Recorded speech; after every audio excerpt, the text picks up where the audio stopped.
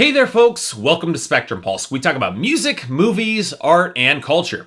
And today we're going to talk about the new album from Styles P, titled Phantom and the Ghost. So I'll be the first to admit that as much as I've learned about hip-hop over the course of the past several months of reviewing albums, I still have a ton to learn and to explore, especially in the underground. Now, thanks to the internet, we probably live in the easiest time to get access to underground hip-hop, but at the same time, it also means that my backlog has started to reach startling levels again. And thus, given my own personal preferences, I tend to keep my eyes open for underground MCs that catch my eye based on my own personal preferences in rap music. A smarter, lyrical focus, real charisma behind the microphone, and the ability to talk about other concepts or go a little deeper other than just standard gangster rap. So it wasn't very long before Styles P popped up on my radar. Now, I remember him a little bit from the charts in the late 90s and early 2000s, mostly due to his affiliation with The Lox, a rap group that I mostly like but don't quite love. Now, granted, some of my ambivalent feelings toward The Lox are mostly extend to frustrations that I have with Jadakiss, but that's a whole other issue. Now, to me, Styles P was the least direct and the least outwardly aggressive of the trio, which, you know what, I found interesting. Most recently, however, he dropped a verse on No Hesitation, a track from the Alchemist and Evidence collaboration project Lord Steppington under the banner of Step Brothers. And you know what, I'll be blunt, that's probably my favorite song from that album. His flow and his wordplay have only improved over the past decade, as has his stage presence, so I made a point to look up his new album, Phantom and the Ghost, which just came out, which was getting some pretty positive buzz for being a bit more of a thoughtful gangster rap record. So I took a look.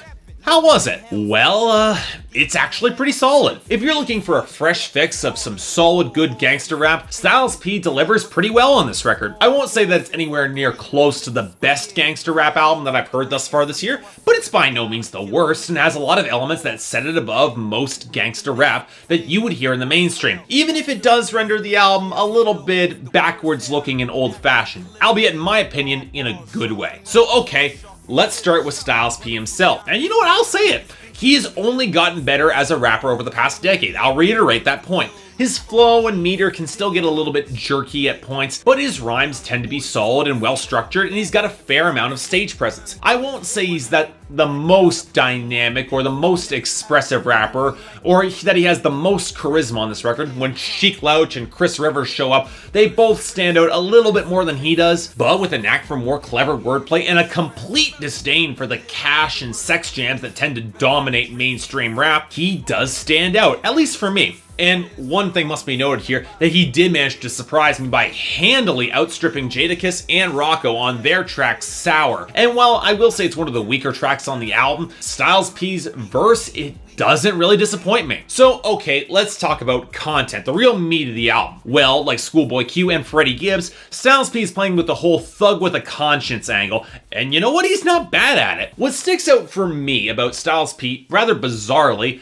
is his sense of old school honor. He might rap about hustling drugs and knocking off his rivals, but his real disdain is marked for guys who abandon their crews for easy luxury rapper who sell out or who betray their loyalties. That sort of camaraderie, plus the well-balanced contemplation regarding death, religion, his legacy to his son, and the hard fact that he grew up with people that he now has to target, that adds a real grounded feel and nuance to the mafia-esque story in a way that Rick Ross could never possibly hope to achieve. All this is balanced out with plenty of weed rap, but to his credit, Styles P spends most of this time searching for some form of transcendence or to communicate with a higher power, to find a place for what he feels in his universe, which manifests best in probably my favorite song on this album, Other Side, a song about the members of his crew who passed away, who he's trying to connect with through mind-expanding drugs, and who he just wishes that he could spend more time with the rest of his crew who's actually still alive. Now, I won't say it's an in-depth examination of spirituality or anything all that special from a gangster rap point of view, but you know what, it was a welcome change. It added some distinctive flavor that I wasn't expecting, I'll admit that. Now, the other element that I really did like on this album, and added a fair bit of flavor,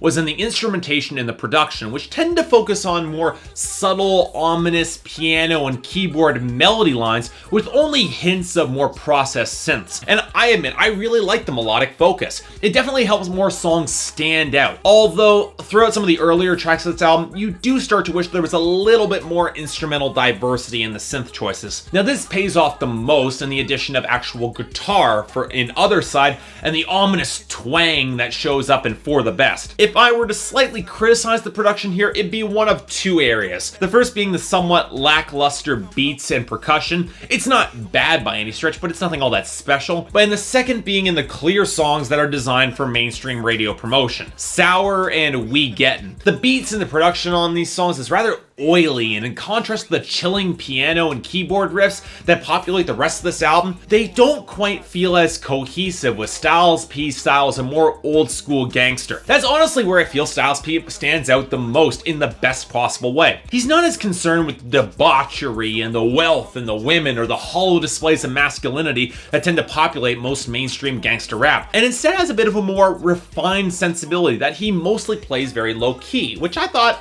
honestly, shows a degree of class that you don't often see in gangster rap. So yeah, in the end, I'll recommend Phantom and the Ghost by Styles P. It's definitely an old school slice of gangster rap, especially in its content, but you know what? It's well presented enough to earn that old school flavor, and it never really feels like a throwback to me. For me, it was a very solid, enjoyable listen, and it's a 7 out of 10. And while I'm certain that the presentation on this album won't make a comeback in the mainstream anytime soon, it'd be nice to see some of the class and nuance that Styles P puts on display. I'd like to see that return to the spotlight.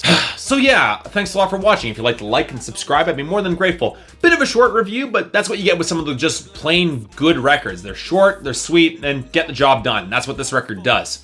If there's anything else I might be able to do to improve my presentation, or if there's any other albums coming out that you'd like me to take a look at, I'd be more than happy to give them a listen. So until then, I'm Mark, you're watching Spectrum Pulse, and I'll see you next time.